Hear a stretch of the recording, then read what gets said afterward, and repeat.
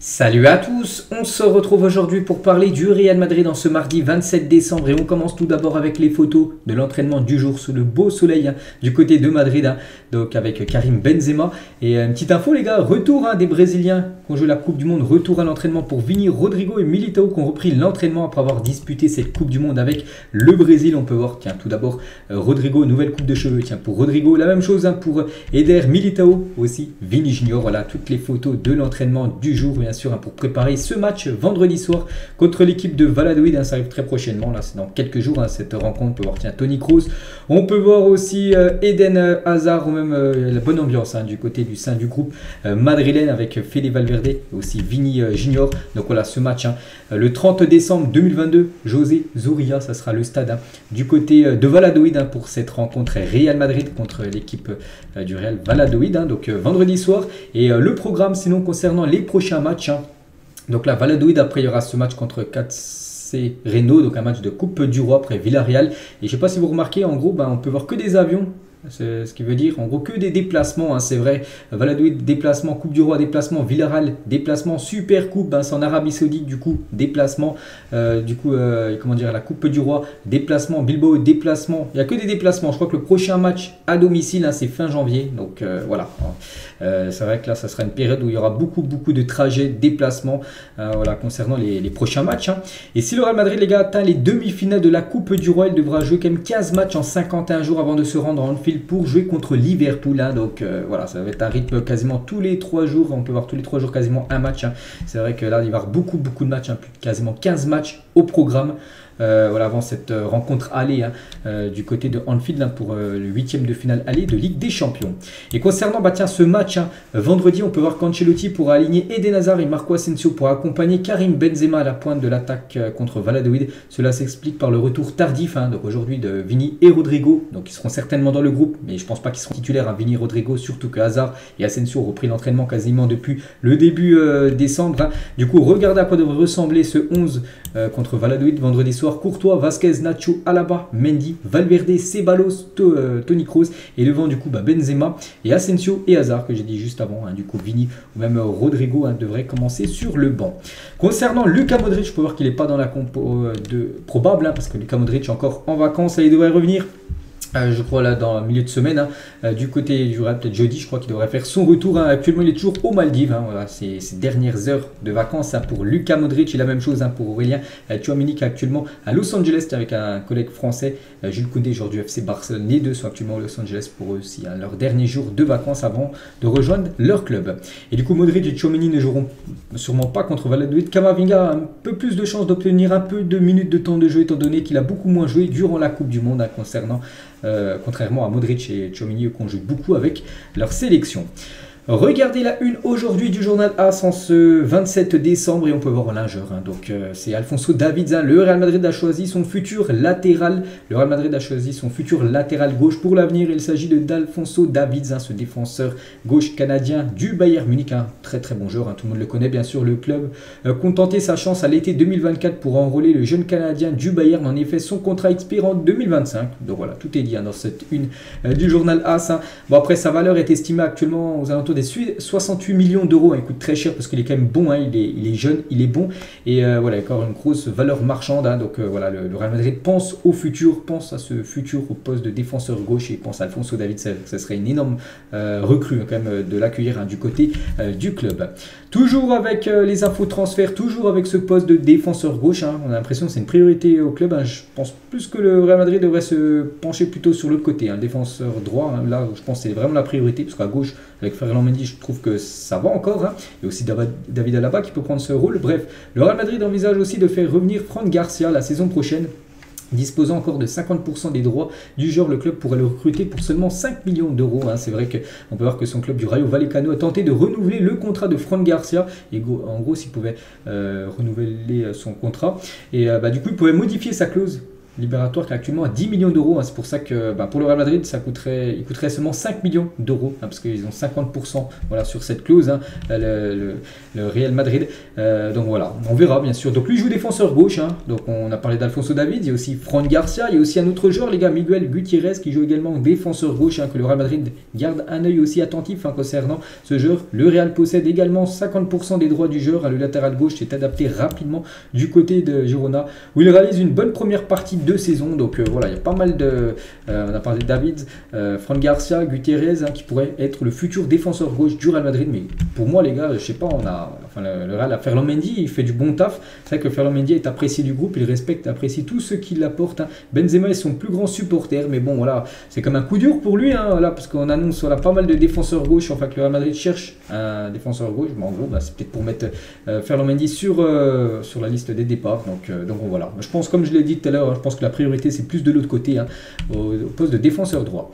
On va parler d'un autre défenseur, Nacho, qui vit peut-être la saison la plus difficile de sa carrière. Le joueur ne manque pas de prétendants, pourtant un club de MLS, AC Milan, l'AS Roma, Wolverhampton, mais la priorité de Nacho est le Real Madrid, et veut et espère pouvoir prolonger son contrat jusqu'en 2024. Actuellement, il est en fin de contrat en juin 2023, et pour l'instant, on ne sait pas s'il va continuer ou non, parce que déjà, il aimerait avoir un rôle plus important au sein du club. Après, ça va être compliqué, bien sûr, parce que aux yeux de Ancelotti, c'est plus un super sub, voilà, un joueur qui peut dépanner en fin de match, mais le mettre titulaire lors des grands matchs de Ligue des Champions, je pense pas que c'est une option pour Ancelotti. Mais voilà, le joueur quand même donne sa priorité à prolonger, du côté du Real Madrid. Mais bon, s'il n'a pas prolongé, on peut voir bien sûr qu'il y aura des belles équipes pour l'accueillir. On va parler de ce joueur qui reste comme la priorité numéro 1 pour le Real Madrid pour le mercato estival 2023. C'est Jude Bellingham, et le Real Madrid va ouvrir des discussions officielles avec Dortmund pour Jude Bellingham la semaine prochaine. Voilà, ça va être enfin officiel les discussions. Je n'ai pas dit qu'il allait signer officiellement, j'ai dit que les discussions allaient être officiellement lancées concernant Jude Bellingham. En gros, le Real Madrid va commencer à parler à son agent. Son agent va parler à Bellingham s'il est intéressé ou non, même si on sait que voilà, on sent comme qu'il serait plutôt intéressé quand même, Bellingham, pour venir signer en Liga. Et le plan du Real Madrid pour le transfert de Jude Bellingham, donc montant du transfert, voilà, le Real Madrid aimerait mettre jusqu'à 100 millions d'euros. On sait que ça peut coincer parce que Dortmund espère au moins 120 voire 130 millions d'euros, donc le compte n'est pas bon, mais bon, 100 millions d'euros c'est quand même déjà une somme totalement folle.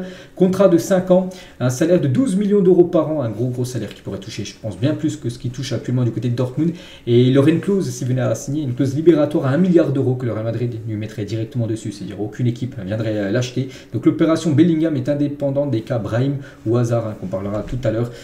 Du coup voilà, concernant Bellingham, et le Real Madrid est au courant de leur concurrence. Il n'y a pas que le Real qui est sur Bellingham, bien sûr, donc il y a aussi principalement Liverpool et Manchester City. Ils espèrent que l'esprit du joueur pourrait être décidé à déménager à Madrid, tout comme Tchouaméni, en gros, qui disent voilà, je dois aller du côté du Real Madrid, du coup je refuse d'aller du côté de Liverpool et City, comme avait fait Tchouaméni avec le PSG, refusé d'aller du côté de Paris pour venir du côté de Madrid. En gros, le Real espère que Bellingham fasse un peu le même, ce qu'avait fait en gros Aurélien Tchouaméni en refusant le PSG.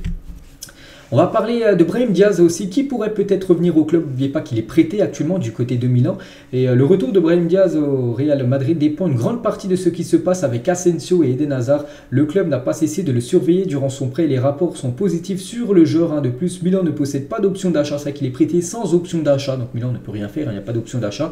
Du coup, à la fin de son prêt, normalement, il doit revenir du côté du Real. Mais bon, le Real ne sait toujours pas ce qu'ils vont faire. Ils ne vont pas le faire revenir pour pas le faire jouer, surtout qu'il y a déjà aussi Asensio et Hazard qui jouent quasiment le même poste que lui. Donc voilà, ça sera décidé là dans les prochaines semaines concernant le cas Brahim Diaz. Concernant Marco Asensio, donc le Real Madrid veut garder Marco Asensio et lui proposer un nouveau contrat, car il le considère qu'il est parfait dans un rôle de rotation du côté du club, mais le joueur veut obtenir un statut plus important au sein du club, donc un rôle de rotation, vous savez ce que ça veut dire, un rôle plus remplaçant, voilà, dépanner, en gros un rôle de dépannage on peut dire, mais lui voilà, il veut un rôle plus important au sein de l'équipe, il aimerait bien sûr avoir lui une place de titulaire, et c'est ce qui coince actuellement concernant son futur. N'oubliez pas qu'il est en fin de contrat, en fin de saison. Concernant Luka Modric, son renouvellement de contrat, n'oubliez pas qu'il est en fin de contrat également en fin de saison, donc il va falloir aussi se pencher sur le cas de Luka Modric.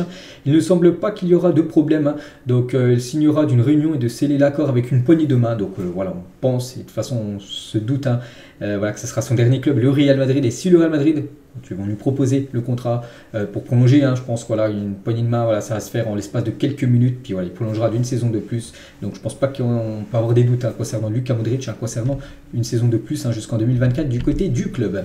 Et Toni Kroos, les gars, lui aussi hein, ne devrait a priori pas prendre sa retraite cet été, lui aussi, il est en fin de contrat en fin de saison, donc à Valdebebas, on s'attend à ce qu'il soit présent la saison prochaine. Ancelotti est optimiste, hein, donc il pense voilà, que ça va finir sur une prolongation aussi pour Toni Kroos, hein, parce que voilà, Toni Kroos, on entendait des rumeurs hein, qui pourrait peut-être même pas aller dans un autre club, arrêter sa carrière de footballeur.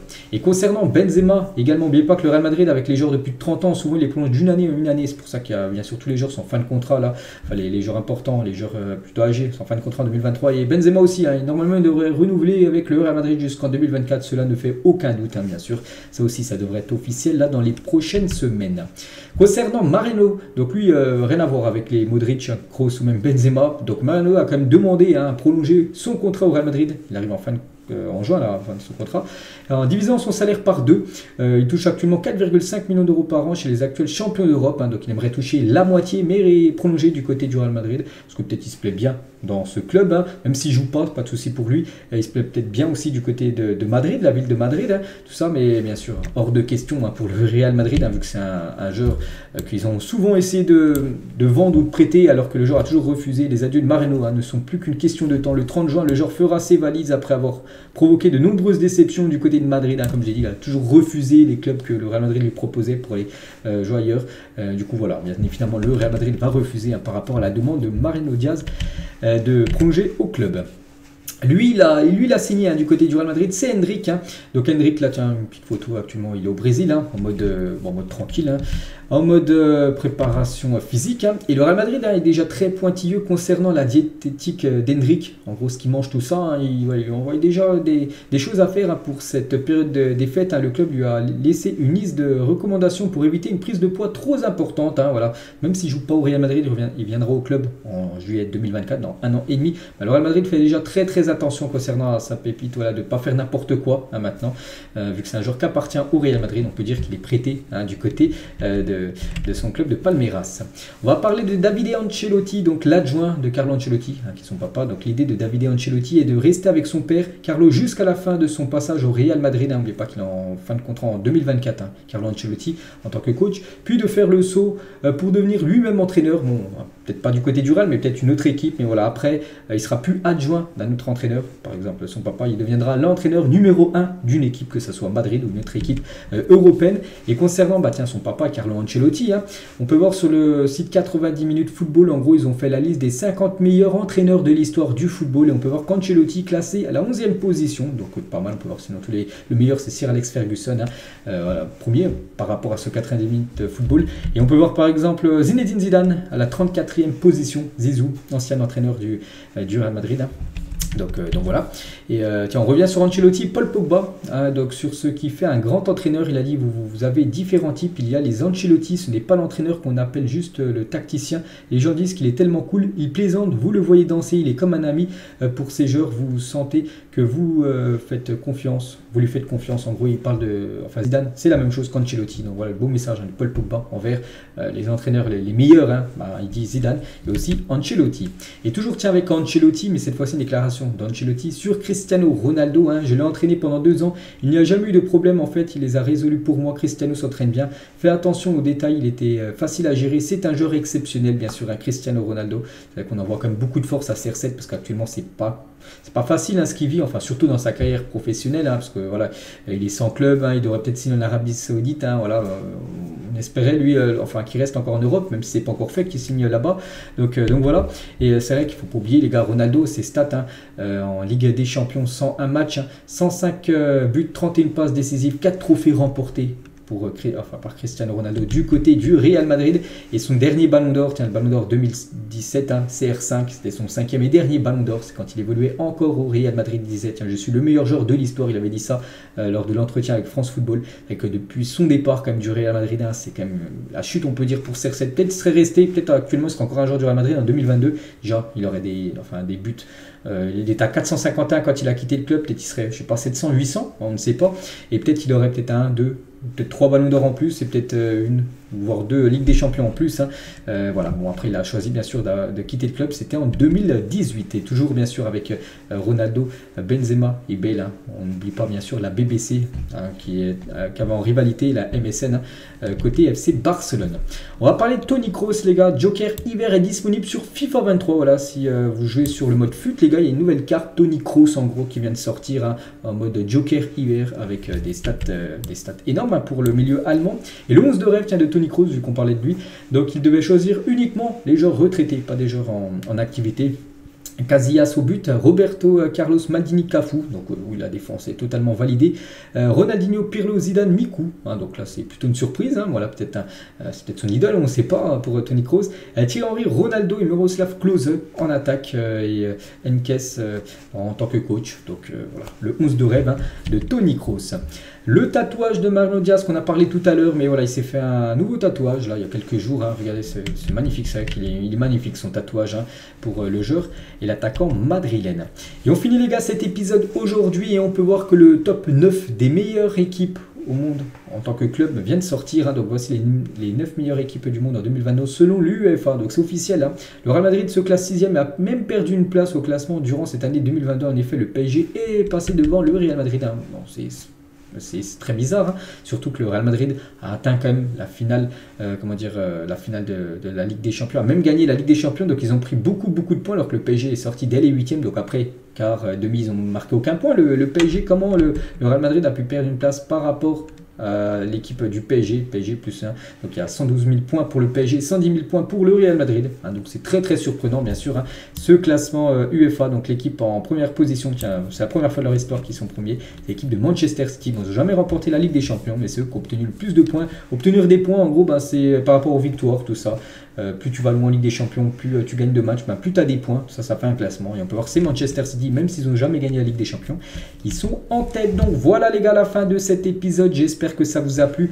On se retrouve tout à l'heure concernant le Barça et concernant le Real Madrid, hein, ça sera demain en début d'après-midi. Bonne journée à vous et à plus tard.